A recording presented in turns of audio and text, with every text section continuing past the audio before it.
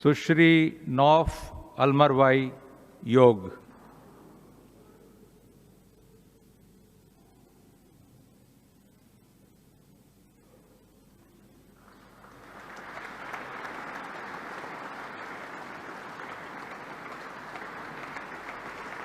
Ms. Nauf Al-Marwai, who is the first yoga instructor in Saudi Arabia. She played a crucial role, instrumental role in making sure that yoga gets legal in Saudi Arabia, and she has a lot of fans, whether it's Saudi Arabia or India. What brings you here in India? What brings me in India is a lot, as you mentioned, the yoga and Ayurveda. But over time I grew friendships, I have families here, I have work, so my connection with India is much more than just coming to study yoga or Ayurveda. But your main connection is yoga. You came a decade ago, and since then you have been coming almost on a yearly basis, on an annual basis. So how has yoga changed your life? Yoga changed my life in so many aspects. As I mentioned always, that I came to know about yoga because of my health issues and because I was diagnosed with an autoimmune disease. But yoga changed more than my vitality or my health on the physical level. Yoga affected me in a very positive way, mentally and emotionally as well. I can say in so many aspects. So it changed you in a lot of aspects, but why yoga? I mean, you're from Saudi Arabia, and if someone thinks about yoga in Saudi Arabia before you made it legal, it's like, it's not normal, many would say, but you made sure it becomes normal. So how did you choose yoga, and now it's of course legal? As I also mention always in media, that my dad brought martial arts to Saudi Arabia, and my dad was working for security forces under Interior Ministry, Saudi Interior Ministry, and he was sent by the late Interior Minister Prince Naif. Seeing his physical ability and strength, he sent him to study martial arts in Japan to bring it with self-defense to the Saudi military sector. And my dad came across yoga, so he brought a book with him. The first yoga book I saw in 1990. I was 10 years old, and it was not easy to follow. It was a translated book for Iyengar father, and it was not really easy to follow. But by the time I was so interested to know more about yoga, looking at the asanas pictures, I felt so interested in trying these positions. And I got a book 1998. There was a book I found in a Saudi bookstore, and it was for some foreigner publisher, and I used that book. I actually started with 3 asanas. I was so sick that time. I had joints pain, physical pain, and I could only do the 3 asanas, what we call in English cat and bridge and butterfly. And gradually I started progressing in my asanas. But just explain how your journey from making yoga, which of course was once illegal, to making it legal in a conservative country like Saudi Arabia. Yoga was not officially illegal, but it was not recognized. It was not legalized or classified, not in Ministry of Health system, not under Sports Authority. And the journey was not easy, because also that time of Saudi Arabia, women's sports were not officially recognized. And speaking of this, I must mention that Saudi Arabia, after a certain date, which is, as our Crown Prince always mentions, 1979, started moving more toward a more strict and conservative because of the Muslim Brotherhood movement. So women's sports were not allowed in schools and in public. So it was not easy for me first to approach for a sport, then to approach for yoga. So both were very difficult. I tried to open for centers and studios, and also did not find the legal structure or the classification that this should fall under. And then I started my journey in trying to approach certain authorities, trying to do something. And finally in 2017 it happened. It finally happened. So what was your first reaction when you got this news that now you can go, now Nauf can go in Saudi Arabia, and of course I you can actually practice it? worked for it. I met Princess Rima. So one of the biggest changes happened in 2016 in Saudi Arabia, that the government started talking about women's sports, and Princess Rima bint Bandar Al Saud was selected to be the deputy of the General Sports Authority. And I met her early in 2017 in February. As well as other women sports leaders who started a certain sports in Saudi Arabia and actually led a participation or training or practice for it, or even a campaign. And I spoke to her about yoga. We discussed yoga, and she was very supportive and also knowledgeable about yoga, and we took it from there. I've submitted. I get the best support from Princess Rima. Now she is the president of the community sports federations, and I'll be very honest with you, without her existence in Sports Authority, maybe it would have not happened this easy. Her team is very supportive. It is very easy to talk to them, to discuss with them, to set standards, to work on projects regarding women's sports. So the change is very positive in this, and that's how I was able to do this after 15 years of trying. But do you think that the reforms also helped, in a sense, get yoga legalized in an early way? Because maybe legalizing yoga maybe 10 years ago would have been much more difficult, and it's under the present reforms in Saudi Arabia, yoga got legalized, and it's okay to practice it now. Definitely. The reforms are actually touching a lot of areas in the Saudi life and Saudi society, and mainly empowering women, because they are really looking into empowering women in every aspect, including wellness and health, including mental, psychological, physical health. The reforms are fast actually, and we're very excited about it, especially in the sports sector. And when I say sport, I mean every sport. Sometimes people say yoga is not just a sport. Why are you calling it a sport? It's not proper. But scientifically, if you look at yoga increases and improves your pulmonary function, helps in metabolic rate issues, improves weight loss. It is a sport, but it is actually the best wellness sport. And we're really happy about that, and we're excited. It's not only in sports, it's in women education, women employment, women driving, women going out, owning their own business, and being models for many things in Saudi Arabia. So where all yoga is being practiced today in the kingdom? I mean, locations, is it practiced in major cities?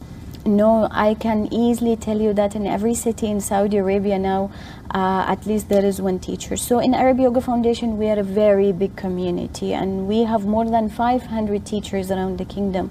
So because I started in Jeddah, the intensity of yoga practice is in Jeddah, but I also have students in Riyadh, a lot of students in Riyadh, and they're teaching. Some of them have their own centers in Sharqiya, Dammam, Khobar, in Mecca and Medina.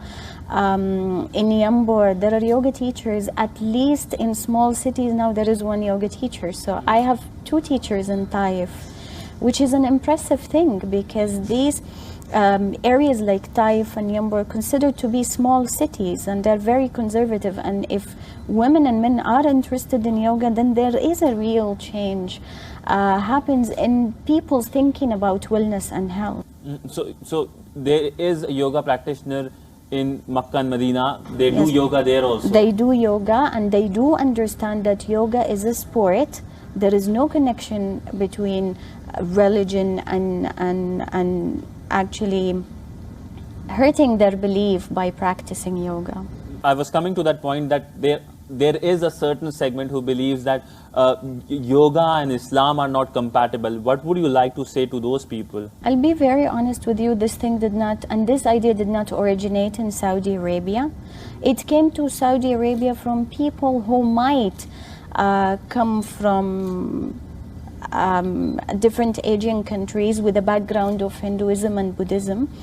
Martial arts come from a Buddhist background, but nobody can deny the fact that martial arts is a very important sport and an art, actually. Given the fact that yoga originates in India, doesn't make it 100% Hindu, because when I myself went to study yoga, none of the teachers forced any mantras, any beliefs in me. They respected every belief. We had other Christians in the also groups studying with us, and some of them were concerned about different things. So the teachers told them, it's up to you. We're teaching you the practice of a lifestyle for health. We're not teaching you anything that contradicts with your belief. Nobody forced anything on anybody. And I'll be very honest with you. Looking at yoga, for example, if I go to study yoga in Rishikesh, I'll go study mainly from different Hindu teachers. In Saudi Arabia, we are as religious as Hindus that we are studying with. If you start any conference in Saudi Arabia, you come to any conference or seminar, we start with reading something from Quran.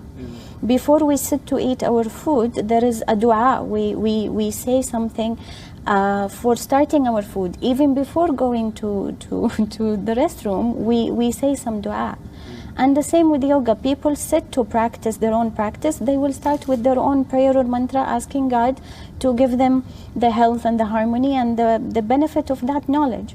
We also have du'as before we study that we ask God to give us the benefit of that knowledge and help us to use it in a good way. So I think everyone's belief is their own personal choice. And at the end of the day, learning something like yoga or karate or martial arts with a background of a different religion does not actually remove the fact that these arts are very old and very beneficial for health, mental well-being as well. So you'll dismiss those people who say that yoga and Islam is not compatible and Muslims can practice yoga? They definitely can practice yoga, and there is a lot of Saudis who studied in Saudi school, who learned enough Quran and learned enough of their religion from Saudi Arabia itself, from Mecca, the origin of this religion, and they have no problem with it, because there is nothing says in yoga when you perform this asanas you have to worship this, or when you do this you have to do that. They take it completely as a fitness and health and well-being practice, and they take it completely as an integrative way of life. And nobody can deny the facts. If you look at physiotherapy, for example, if you go for a back pain, or if you go for a rehabilitation session after an accident, it is the same what we do with range of motion from Suksma Vayama. We do these things in physiotherapy and we do them in yoga. And yoga is more than 5,000 years old, but physiotherapy is so new. The fact that yoga has been practiced in Makkah sends a message to everyone. I mean, Exactly. It's the holiest place in Islam and it's being practiced there. But since you're practicing yoga, is there any other member of your family or your friends who also got interested and is practicing? Yes, definitely. My sister is practicing yoga. My mom, she passed away 2 years ago. She used to practice yoga. My dad never objected. My dad works for government, and if there is anything that goes against, he would have stopped me himself, not encouraged me to look into it and how to understand what is suitable and what is not suitable, and nobody had objections. My cousin is certified by me. She learned under me, and she's teaching in Riyadh now. So I don't think there are a lot of also Indians studied with us in Saudi Arabia from different beliefs, be it Christians, Hindus, Muslims.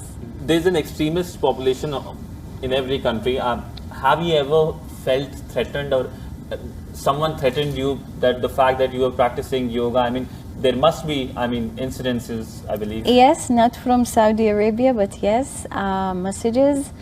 On social media, emails, sometimes they go to our page and they write things, but these were not from Saudi Arabia. They were not from Saudi Arabia or Arabs. They were more from Asian countries. More from Asian countries. Yes. Okay. And that's why even Saudi students get surprised. Saudi yoga practitioners get surprised. Like we in Saudi Arabia study Quran, study Hadith, study the tafsir or translation on Quran and the religion in schools on daily basis. We would have at least two classes a day in religion in Islam.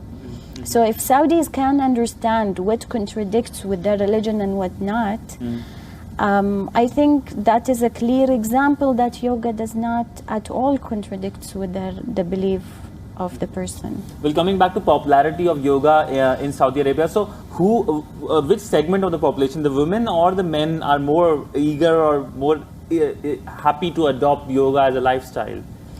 It was more women years ago, but since the last 5 years we see more men are interested in yoga, and there are a lot of certified Saudi men yoga teachers, and they're actively teaching yoga either beside what they are doing as a sport or as a job, or they're full-time yoga teachers only in their own studios.